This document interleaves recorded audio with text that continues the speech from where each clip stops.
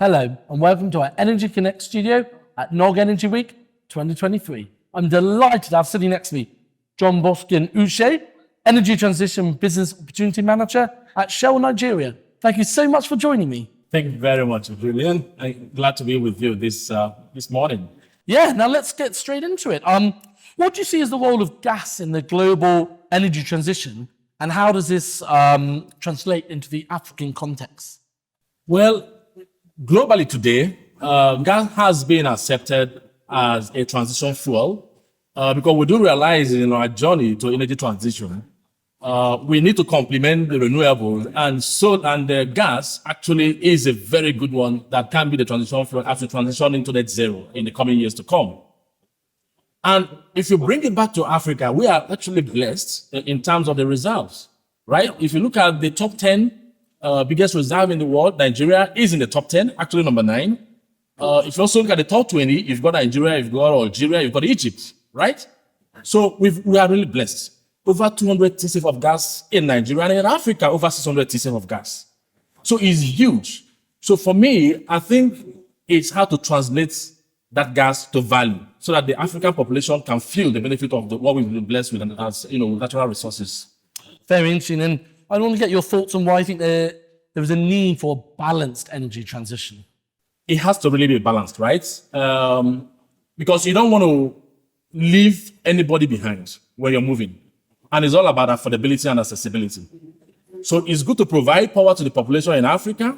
It's good to have the energy as the demand is growing. But at the same time, it has to be accessible to the population. Because the demand is so huge.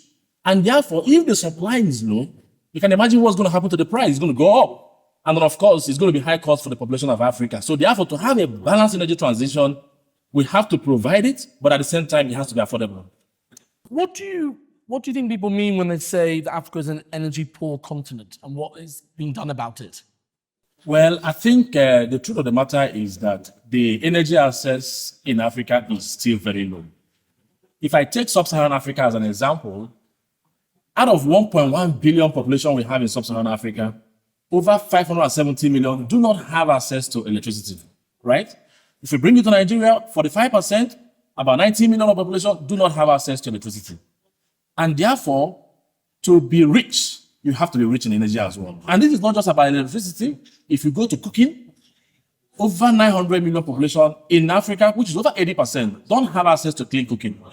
And therefore, you can only describe it as a poor Africa in terms of energy. And therefore, a lot has to be done with our natural resources to be able to translate from poor to rich, because we're already blessed. Yeah, and I think this probably comes into why it's so important, in your view, to have overall energy access.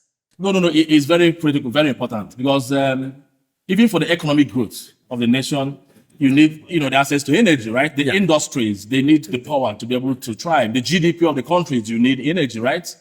And if you even bring it down to the population, when we talk about health, the hospitals, you need the electricity to be able to, protect and have the women that are giving birth.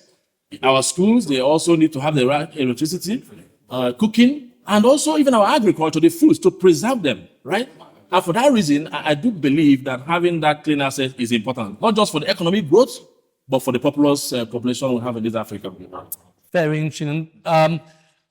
In Nigeria specifically, great opportunities in the energy transition space? There's huge opportunity.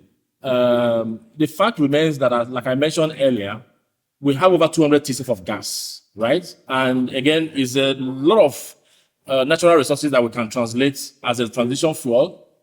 But we're also blessed with solar, right? We have over 6 to 7 hours of sunlight in a day. Translating that sunlight into energy is already here with us. And I do believe that opportunity is there. And for whoever player that want to come in to invest, the opportunity is there. And by the way, the population is here. Don't forget that you have over 200 million population. So the market is here as well. Really interesting here. Just before we go, we're here at NOG Energy Week. What's the importance of a show like this that now covers the whole energy value chain? This is one of the top conferences we have in Nigeria for oil and gas industry. This is where we have the senior players in the industry to come in and brainstorm and also chart the direction for the policies for the energy in this country. And I do believe that NOG year on year have done quite well. Already listening to the talks going so far, top speakers already, frank discussions in terms of what we need to do to be able to bridge the gap, bridge the net zero by 2060, but at the same time, provide the energy access that the population of this country deserve. Great. Well, thank you so much for coming down to the Energy Connect studio. Thank you very much. I'm glad to be with you, Julian. Thanks a lot. Thanks everyone for watching, and I look forward to bringing you more studio interviews in the coming days.